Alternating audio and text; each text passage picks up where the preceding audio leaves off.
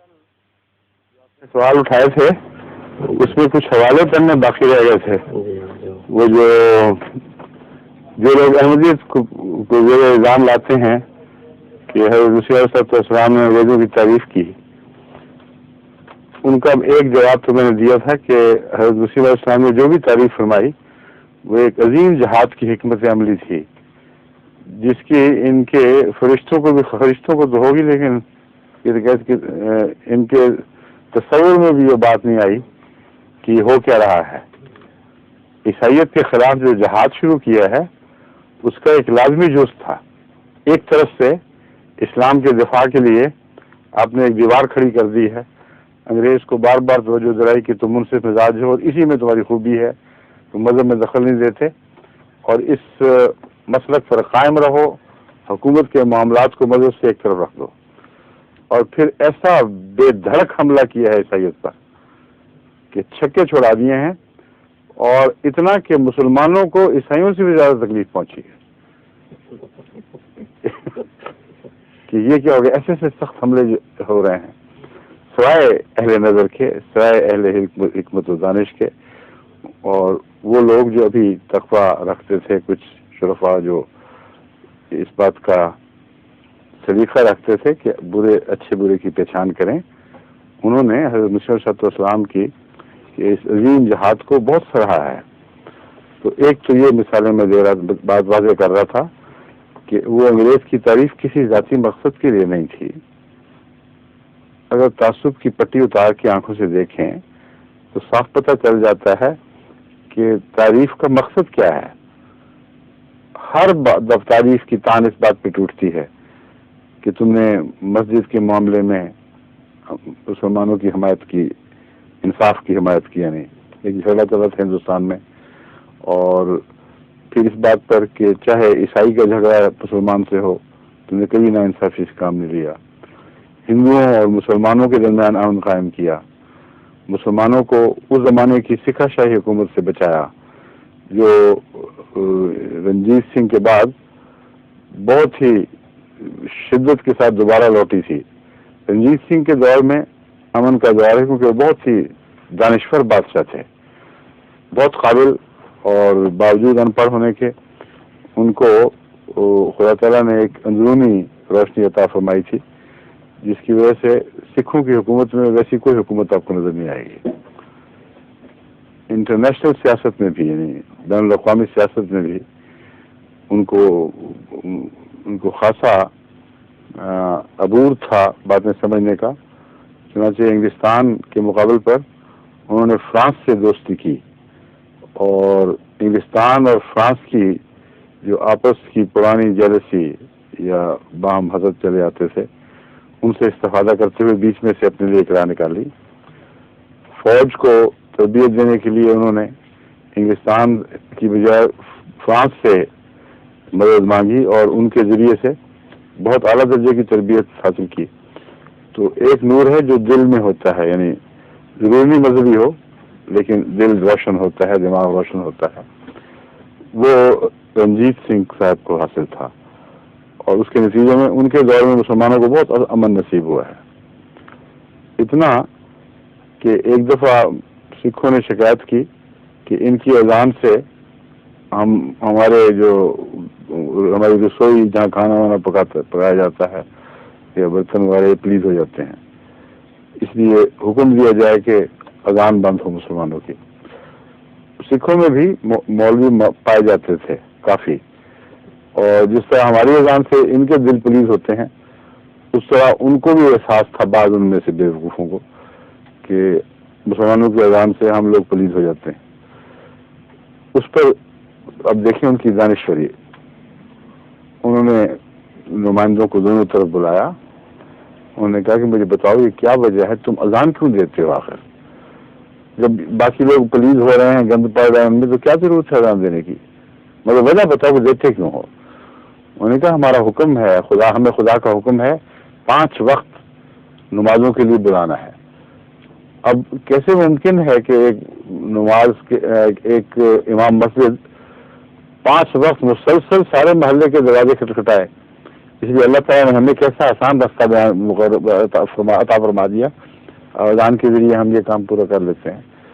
تو انہوں نے کہا، رنجیت سنگھ صاحب بہادر نے سکھوں کو مخاطب کر کے کہا کہ دیکھو کتنا اچھی بات ہے، لیکن تمہاری بات بھی درست ہے، اس لیے میں آج کے بعد یہ ڈیوٹی تمہاری لگاتا ہوں کہ تمام مسلمان مساجد کے ارد گرد جتنے مسلمان بستے ہیں ان میں روزانہ 5 وقت مناسب وقت پہلے تم مسلمانوں میں سے ایک ایک کا دروازہ کھٹکھٹاؤ اور کہو کہ نماز سے آئے چلو تشریف لے جائے.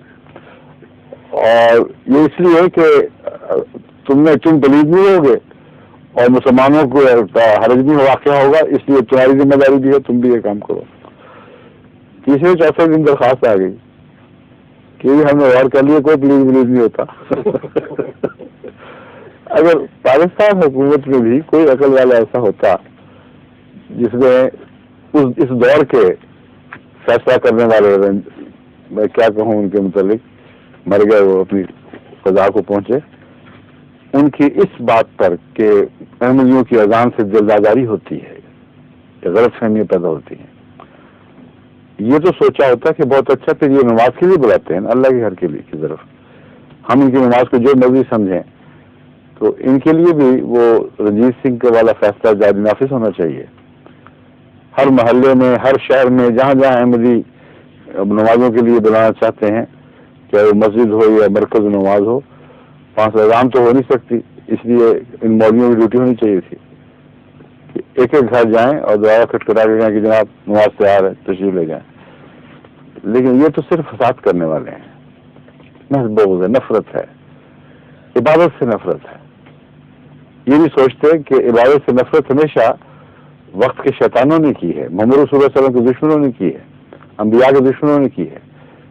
کبھی کسی نبی کی قوم کو کسی کی عبادت سے تکلیف نہیں پہنچی، کبھی ایسا واقعہ نہیں ہوا. کبھی کسی نبی کی قوم کو اذان سے یعنی خدا کی طرف بلانے سے تکلیف نہیں پہنچی، کلمہ حق بلند کرنے سے تکلیف نہیں پہنچی. تکلیفیں پہنچی ہیں مگر دشمنوں کو. تو جب تم نے نبیوں کی دشمنی وتیرہ بنا لیا تب تم سے کیا بحث چلے گی. مگر بہرحال یہ بات تو چلی تھی. کس بات سے میں مثال دی تھی جس سے کہ اصل مسیح علیہ السلام نے اس تاریخ کو پیش نظر رکھ کر پنجاب کے حوالے سے بہت تعریف فرمائی ہے. فرمایا ایک کولڈ راؤنڈ تھا، جس طرح ایک تندور تھا ایک آگ کا مصیبتوں کا، اس میں جب مسلمان جل رہے تھے، یعنی رنجیت سنگھ کی حکومت کے بعد جب انگریز کی حکومت مستحکم ہوئی، اس سے بیچ کا دور ہے، اور طرح طرح کے عذابوں میں مسلمانوں کو مبتلا کیا جا رہا تھا، کیونکہ کوئی مستحکم مرکزی پنجاب کی حکومت نہیں تھی. سکھ قبیلے تھے، خانہ جنگی تھی، لاقانونیت ہر طرف تھی، جو چاہے جو کرتا. اس وقت تم نے احسان کیا اور مسلمانوں کو اس عذاب سے بچایا. یہ کون سے مسلمان تھے؟ احمدی تھے، وہی تھے جن کے تم سربراہ بنے ہوئے ہو، اور ان پر احسان کی تعریف تمہیں تو توفیق نہ ملی، مگر حضرت محمد رسول اللہ صلی اللہ علیہ وسلم کے ارشاد کے مطابق اور اس تعلیم قرآنی تعلیم کے مطابق کہ حل جزائے الاحسان ہے الا الاحسان، جب حضرت مسیح علیہ السلام نے مسلمانوں پر احسان کرنے والوں کا جو مذہبی احسان تھا شکریہ ادا کیا، تمہیں بڑی تکلیف پہنچتی ہے، آگ بگولا ہو جاتے ہو، کہتے ہو یہ دیکھو کیسا نبی ہے جو حاکم وقت کی تعریف کر رہا ہے، اس کے انصاف کی تعریف کر رہا ہے. یہ تو سوائے تعصب اور جہالت کے کچھ قرار نہیں دیا جا سکتا. مگر اب میں کچھ ایسے تعریفیں پیش کرتا ہوں جس کے پیچھے یہ حکمتیں نہیں ہیں.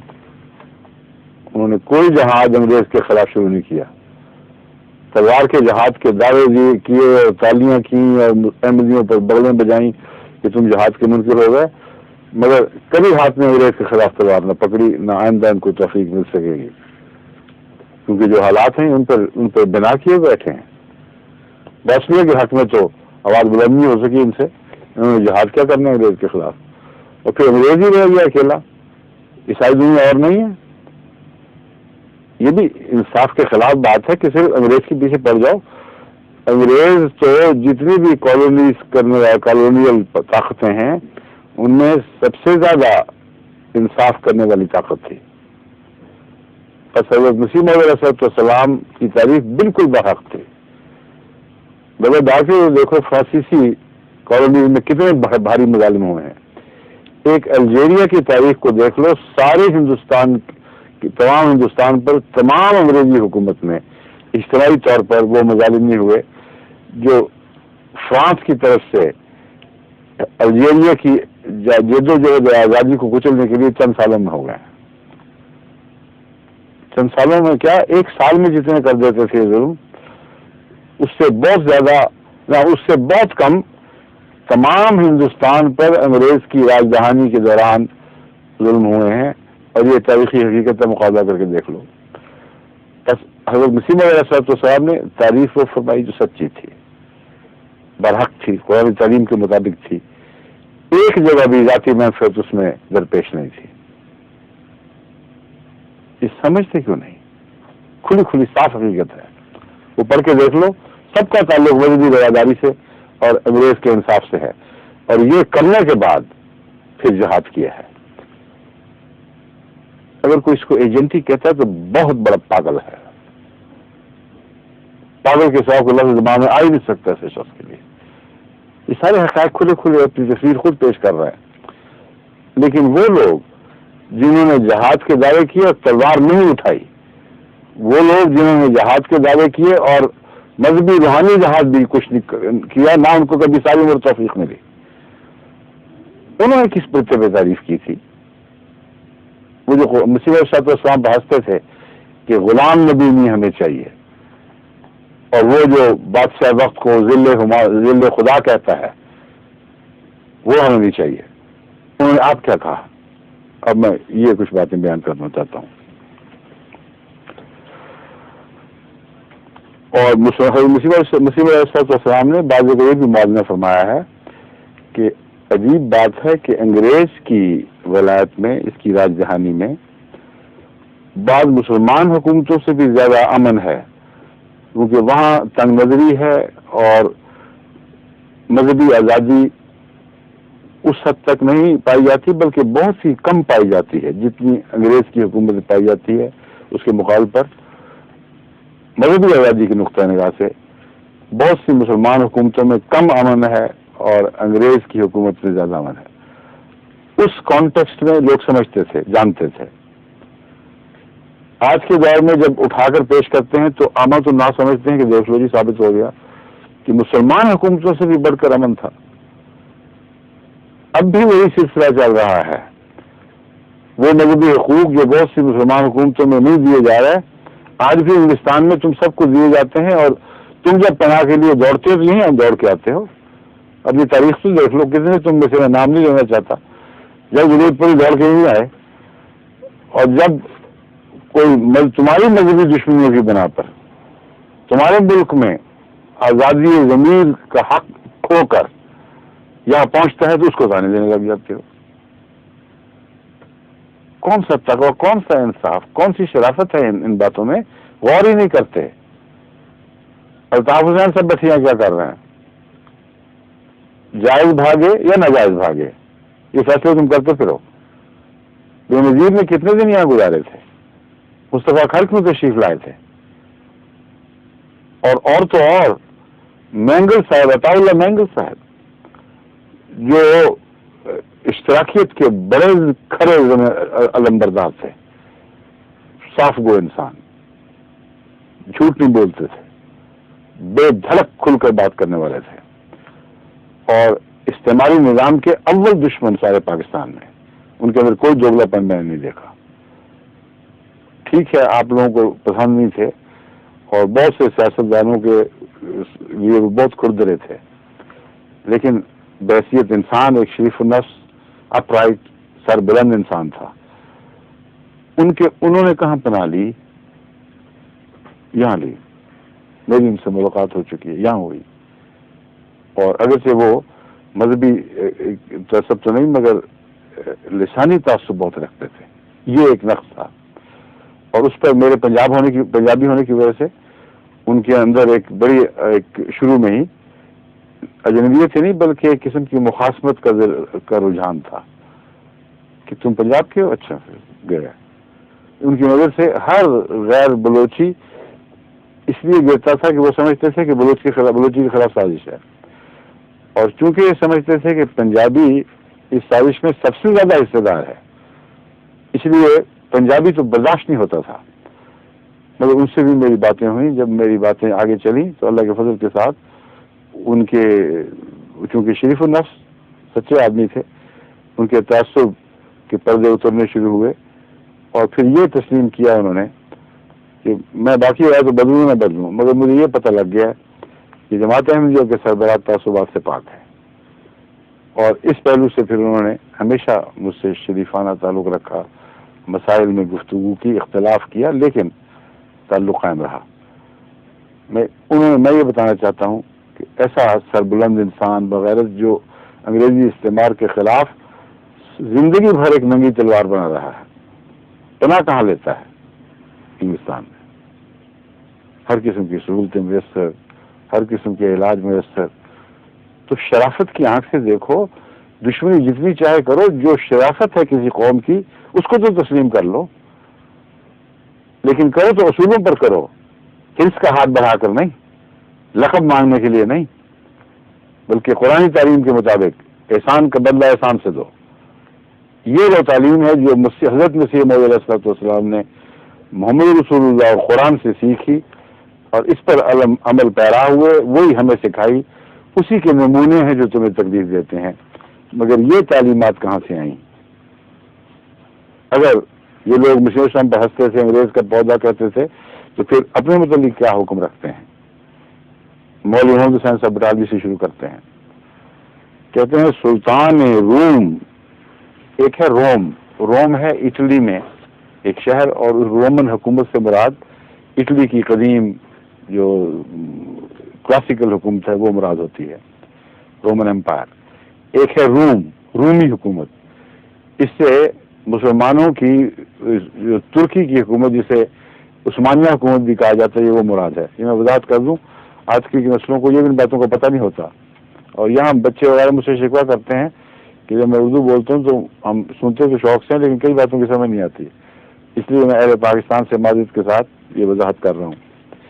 سلطان روم ایک اسلامی بادشاہ ہے، لیکن امن عامہ اور حسن انتظام کے لحاظ سے بریکٹ میں مذہب سے قطع نظر برٹش گورنمنٹ بھی ہم مسلمانوں کے لیے کچھ کم فخر کا موجب نہیں. اور خاص گروہ اہل حدیث کے لیے تو یہ سلطنت بلحاظ امن و آزادی اس وقت کی تمام اسلامی سلطنتوں، روم، ایران، خراسان سے بڑھ کر فخر کا محل ہے. ایک طرف یہ زبانیں چل رہی تھیں، یہ اعلان کر رہے تھے، اور دوسری طرف جو مسیح موعود علیہ السلام احمدیوں کے لیے نہیں، تمام مسلمانوں کے لیے حسن سلوک کا شکریہ ادا کرتے تھے. یہ بات کو نہیں دیکھ رہے، اپنے لیے نہیں، تمام مسلمانوں کے لیے، ان کے حوالے سے، ان کی تاریخ کے حوالے سے، اور ایسی تاریخ کے حوالے سے جب احمدیت ابھی وجود میں بھی نہیں آئی تھی، تو اس وقت ان کو تکلیف پہنچتی تھی.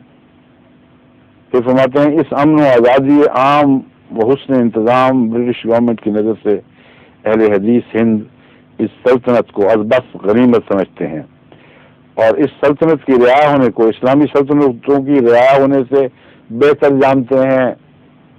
اللہ سے بہتر کا کیا مطلب؟ یہ تو سب کو آتا ہوگا میرے خیال میں. بیٹر کہتے ہیں ہم شکر کرتے ہیں کہ انگریز کی حکومت میں پیدا ہو گئے، کسی اسلامی ملک میں نہیں پیدا ہو گئے، مارے جاتے ہم، کوئی آزادی نہ رہتی. اشاعت سننا 10 صفحہ 293 پہلے کا حوالہ بھی یہی ہے، 292-293. اب سنیے ایک مرثیہ، دیکھیں پتہ لگتا ہے کہ نہیں کسی کو کس کا مرثیہ ہے. ملکہ وکٹوریہ فوت ہوئی تھیں 1 جون 22 جنوری، ٹھیک ہے، 22 جنوری 1901 کو ملکہ وکٹوریہ وفات پا گئیں. ان پر ایک مرثیوں کا سلسلہ شروع ہو گیا ہندوستان میں. مسلمان شعراء نے بڑھ چڑھ کر حصہ لیا. ایک مرثیہ یہ ہے: میت اٹھی ہے شاہ کی تعظیم کے لیے، اے شخص اڑ کے خاک سر راہ گزار ہو. اے شخص میں نے نام چھپانے کے لیے بیان کیا تاکہ لوگوں کو ابھی پتہ نہ لگے، پھر مت بھونجے کس کا ہوگا یہ. میت اٹھی ہے شاہ کی تعظیم کے لیے، اے شخص اڑ کے خاک سر راہ گزار ہو. صورت وہی ہے، نام میں رکھا ہوا ہے کیا؟ دیتے ہیں نام ماہ محرم کا ہم تجھے. محرم گزر رہا ہے نا یہ. کہتے ہیں اے ملکہ جو ہمیں چھوڑ کر رخصت ہو رہی ہے، ہم تجھے ماہ محرم کا نام دے رہے ہیں. کہتے ہیں آج عید ہوئی ہے، ہوا کرے. یہ ماہ محرم میں نہیں کہا تھا، عید کے روز پڑا گیا تھا. ماہ محرم کا نام اسی دن دے بھی دیا تھا ان کو. کہتے ہیں آج عید ہوئی ہے، ہوا کرے. اس عید سے تو موت ہی آئے خدا کرے. کیا عید ہے جس میں انگریز سلطنت کی سربراہ ملکہ وکٹوریہ وفات پا گئی. آہ اے ہند تیرے سر سے اٹھا سایہ خدا. مسیح موعود نے جب کہا تو خدا کا سایہ ہے امن کے لحاظ سے، بالکل سچ بات تھی. انہوں نے بھی سچ کہا. مگر پھر حق کیا ہے کسی اور پر تان دراز کرنے کا؟ یہ جھوٹ ہے. اے ہند تیرے سر سے اٹھا سایہ خدا، ایک غم گسار تیرے مکینوں کی تھی گئی. ایک ہی تھی غم گسار. اے ہندوستان تیرے رہنے والوں کے ساتھ سچی ہمدردی کرنے والی ایک ہی تو تھی، وہ گئی. ہلتا ہے جس سے عرش، یہ رونا اسی کا ہے. زینت تھی جس سے تجھ کو جنازہ اسی کا ہے.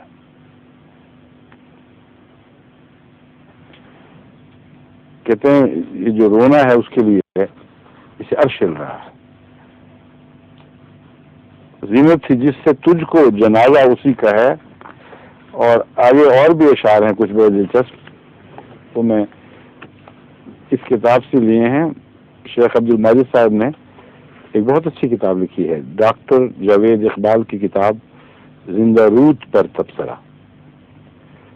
اس میں انہوں نے بہت سی باتیں یادداشت سے، کمزور یادداشت سے کہنا چاہیے، ایسی لکھ دی تھی جس سے علامہ اقبال کے متعلق بہت غلط فہمیاں پیدا ہو رہی تھیں.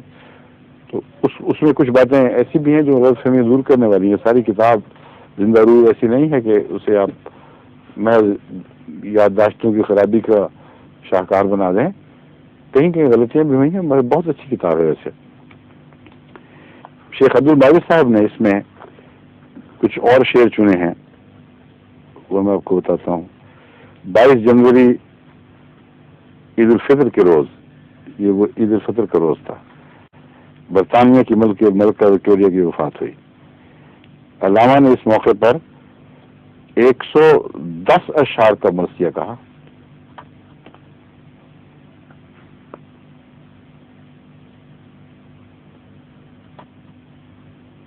کہتے ہیں انہوں نے کہا کہ ملکہ وکٹوریہ کی وفات کا غم ہلال عید سمیت سب پر لازم ہے. اس سے چند شعر انہوں نے دیے ہیں، صرف وہ میں بتاتا ہوں آپ کو. اس کا اثر تو پورا مرثیہ چاہیے تھا، ہمارے پاس نہیں ہے. یہاں علامہ اقبال کا دیوان نہیں ہے مکمل، منگوا لیں. کچھ تو ہیں کتابیں میرے اس میں میری لائبریری میں ہوں گی، لیکن میرے خیال میں تمہاری جماعتی لائبریری میں نہیں ہے. بیماری نشاط اگر ہے تو صبح غم، پڑھ کر کرے گی سورہ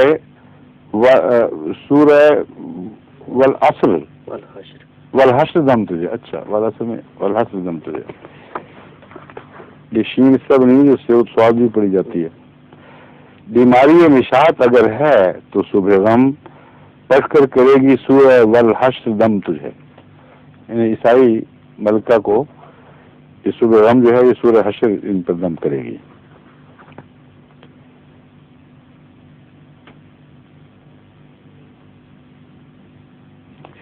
آئی ادھر نشاط ادھر غم بھی آ گیا، کل عید تھی تو آج محرم بھی آ گیا. محرم اور عید کی اصطلاحیں جو دینی اصطلاحیں ہیں یہ انہوں نے اس پر خوب کھل کر استعمال کی ہیں. وکٹوریا نہ ملک کے نام نکو گذاشت ہے زندگی یہی جسے پروردگار دے. اے ہند تو تیرے سر سے اٹھا سایہ خدا. بہرحال اور بھی لوگ ہیں، علامہ اقبال اکیلے نہیں ہیں، ان کا بھی حصہ ہے. اہل حدیث اور دیوبندی فرقہ کے دونوں کے مسلم چوٹی کے عالم اور مشہور ہندوستان کے مصنف بھی شمس العلماء مولانا نذیر احمد دہلوی فرماتے ہیں سارے ہندوستان کی عافیت اسی میں ہے کہ کوئی اجنبی حاکم اس پر مسلط رہے جو نہ ہندو ہو نہ مسلمان ہو، کوئی سلاطین یورپ میں سے ہو. سبحان اللہ. یہ نہیں کہا کہ انگریز کو بحثیت غیر حاکم کے ہمیں پسند نہیں، مگر اتنی خوبی ضرور ہے کہ جیسی حکومت کر رہا ہے اس میں انصاف ہے. یہ تو درست بات تھی، مگر یہ کہ اس حکومت کو دوام ہو نہیں، بلکہ جب بھی حاکم ملے یورپ کا ملے. یہ خاص ان کا نقطہ ہے مولانا شمس العلماء مولانا نذیر احمد دہلوی کا. کہتے ہیں سارے ہندوستان کی عافیت اسی میں ہے کہ کوئی اجنبی حاکم اس پر مسلط رہے جو نہ ہندو ہو نہ مسلمان ہو، کوئی سلاطین یورپ میں سے ہو. انگریز ہی نہیں، جو بھی مرضی یورپ کا ہو، مگر خدا کی بے انتہا مہربانی اس کی مقتضی ہوئی کہ انگریز بادشاہ ہوئے. پھر فرماتے ہیں کیا گورنمنٹ جابر اور سفتگیر ہے؟ سوال اٹھایا ہے، اس گورنمنٹ کو تم جابر اور سفتگیر کہتے ہو؟ توبہ توبہ، ماں باپ سے بڑھ کر شفیق. یہ خاص انداز ہے مولانا نذیر احمد دہلوی کا. اچھے زباندان تھے. کیا گورنمنٹ جابر اور سفتگیر؟ توبہ توبہ، ماں باپ سے بڑھ کر شفیق. مجموعہ لیکچرز مولانا نذیر احمد دہلوی صفحہ 19 مطبوعہ 1890. پھر فرماتے ہیں میں اپنی معلومات کے مطابق اس وقت کے ہندوستان کے والیان ملک پر نظر ڈالتا تھا. اس وقت ہوگا، میں اپنی معلومات کے مطابق اس وقت کے ہندوستان کے والیان ملک پر نظر ڈالتا تھا اور برما اور نیپال اور افغانستان بلکہ فارس اور مصر اور عرب تک خیال دلاتا تھا. اس سرے سے اس سرے تک ایک متنفس سمجھ میں نہیں آتا تھا جس کو میں ہندوستان کا بادشاہ بناؤں. کنگ میکر اگر ان کو بنایا جاتا تو دل سے چاہتا تھا میں کنگ میکر ہوتا. ساری نظر ڈالتے تھے، سارے وسیع تر افق پر. کہاں سے کہاں تک؟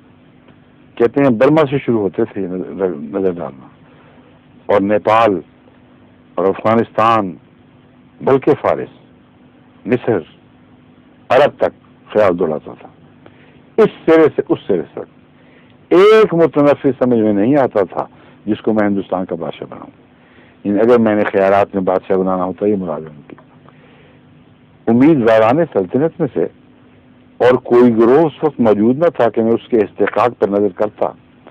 بس میرا اس وقت فیصلہ یہی تھا کہ انگریزی سلطنت ہندوستان کے اہل ہیں، سلطنت انہی کا حق ہے، انہی پر بحال رہنی چاہیے. یہ جو تحریک آزادی کے علم بردار بنے پھرتے ہیں سارے، علامہ اقبال بھی بعد میں ان میں شامل ہونے کی کوشش کرتے رہے اور احمدیوں پر ہنستے رہے، مسیح صلی اللہ علیہ وسلم کو غلام نبی کے تانے دیے. یہ حال ہے ان کا اپنا. مولوی ظفر علی خان صاحب اپنے تانا آمیزیوں میں بڑے چوٹی کے تھے، اور احمدیوں اور خلفاء پر حجر لکھنا ان کا ایک خاص شیوا تھا. زبان دانی تھی چونکہ، اس لیے حجر نہایت ہی بےہودہ ہو مگر زبان دانی کے لحاظ سے بڑی تیز ہوا کرتی تھی. اس سے ان سے بڑھ کر احمدی شعراء چوٹی کے جو کلاسیکل زبان لکھنے والے تھے انہوں نے پھر جواب بھی خوب دیے ان کو. اور وہ دور بڑا دلچسپ ہے. ایک طرف ظفر علی خان کی حجر وغیرہ چھپتی تھی، دوسری طرف حضرت شاہ جہان پوری صاحب اور حضرت میر صاحب، محمد اسماعیل صاحب، اور اسی طرح اور بھی بہت سے رحمانی صاحب ہوا کرتے تھے. بہت اچھے بہت ہی مؤثر اور زبان کے لحاظ سے بہت اعلیٰ پائے کے جواب نظم میں دیتے تھے. تو یہ کہتے ہیں ظفر علی خان، مسلمان ایک لمحہ کے لیے بھی ایسی حکومت سے بدظن ہونے کا خیال نہیں کر سکتے.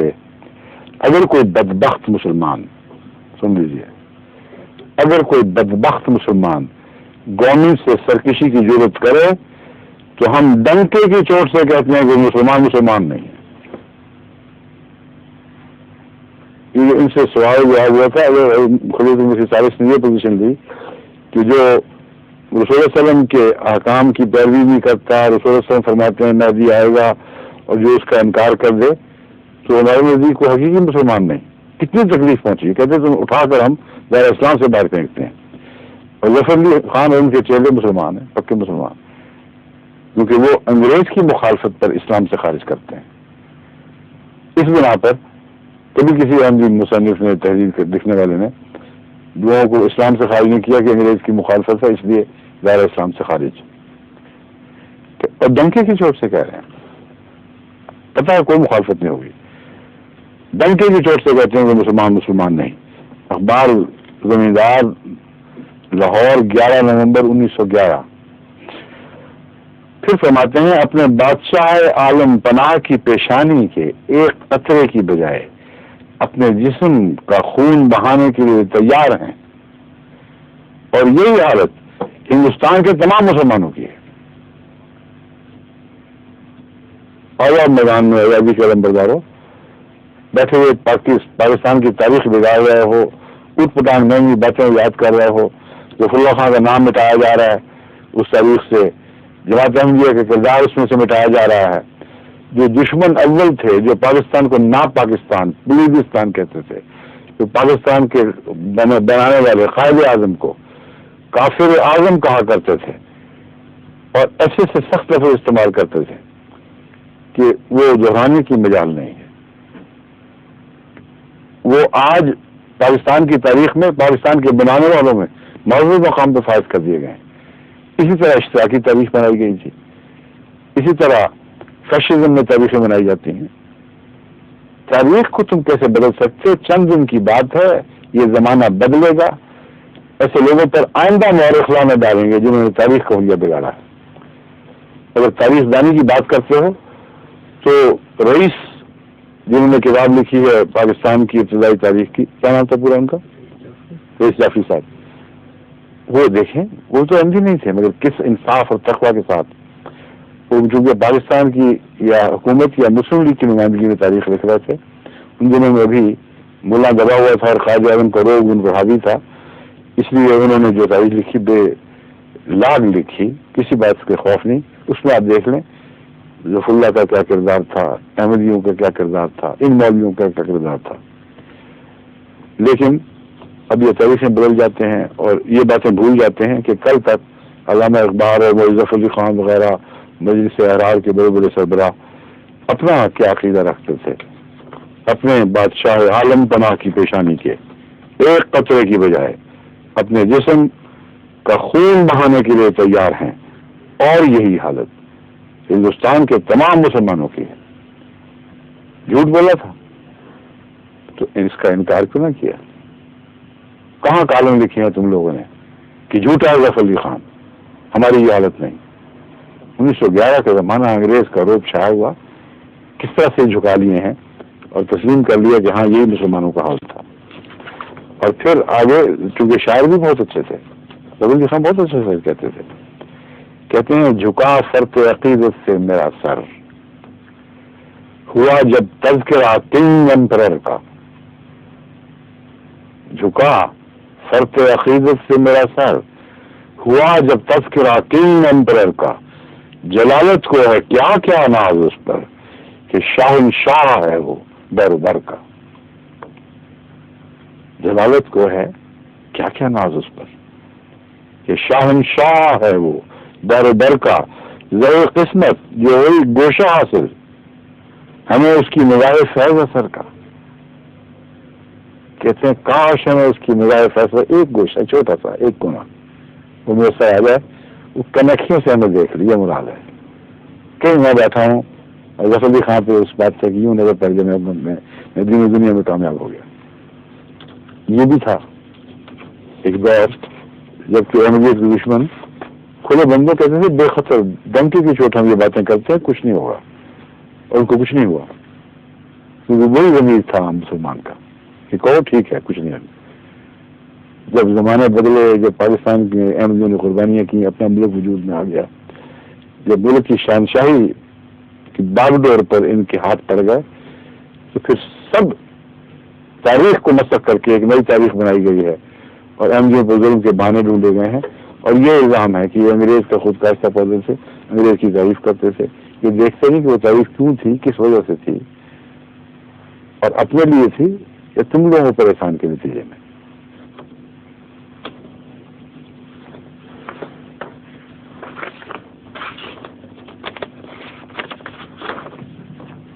آگے بھی ہے نا اور کچھ، بس یہی تھا زبردست۔ ایک ہی فیصدی کی ضرورت پڑی، اگر اس کا جواب کسی نے کہا لکھا تو پھر انشاءاللہ بہت مواد ہے، کتابیں بھری پڑی ہیں ان باتوں پر۔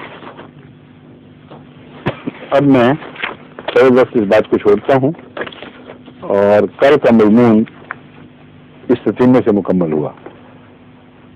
باقی یا زندہ صحبت باقی کہتے ہیں، اگر پھر کبھی ضرورت پڑی کوئی دلچسپ سوال پھر پیش کریں، وہ بھی کریں گے انشاءاللہ۔ اب آپ بتائیے متفرق باتیں کیا ہیں آج کی؟ ظہور مہدی آخر زمان ہے،